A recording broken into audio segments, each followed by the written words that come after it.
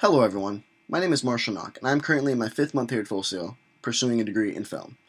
I was born in Northern California, where my dad began impressing the importance of reading on me at a very young age. By the time I was in 4th grade, I was writing my own stories down on paper and continually reciting them back to myself.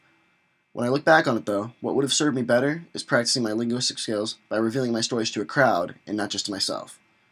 In 6th grade, I moved to Ohio, where I began to understand more and more about myself when it came to speech delivery. I would pay attention to the correlation between the subject material I was delivering and how well I was delivering it. I would keep track of how well I prepared for the speech and how well it came out the day I had to deliver it.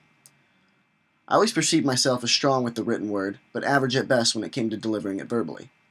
I didn't understand how I could put so much time into the subject material, know so much about it, and yet when it came to delivering it to a crowd, I would tense up and make exciting material sound stale and boring. It was then that I took it upon myself to dissect my methods, try and understand the pattern by which I operate when delivering a speech. Eventually, I discovered that my biggest weakness, the one that prohibits me from delivering a solid speech, is my lack of transition skills. My speeches are broken down into different sections that illustrate different aspects of whatever point I am trying to make. And for whatever reason, may it be anxiety, change of opinion, or just plain forgetfulness, I couldn't create a bridge that would smoothly and strongly connect my points to each other. How can I fix this?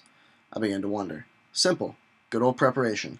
Like the script in a movie, writing down what you're going to say before you say it serves a very critical role and is the difference between good preparation and great preparation. An example that I find most relevant to my point takes me back to my 11th grade English class. I was supposed to do a report on the novel The Catcher in the Rye by J.D. Salinger.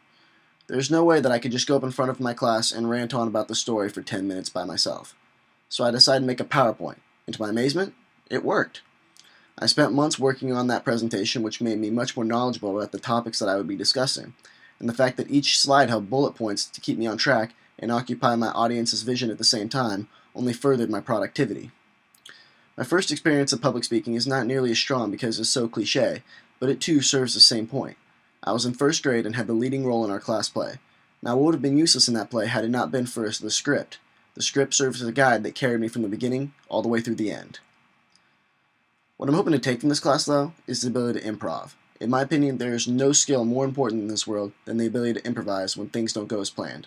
Sometimes I will not have a script or a PowerPoint to back me up. Sometimes I'll just have to go with the flow. How am I supposed to improve at improvisation? Practice seems illogical, because if one can practice improvising, then it really isn't improvising. But practice is the only way to get better at anything. I'm going to have to learn to make a speech on something that I didn't prepare for on the spot.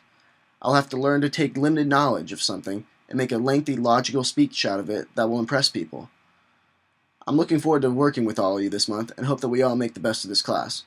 The ability to sell your product is just as important as the ability to produce it, and that is a priceless skill. Thank you for your time.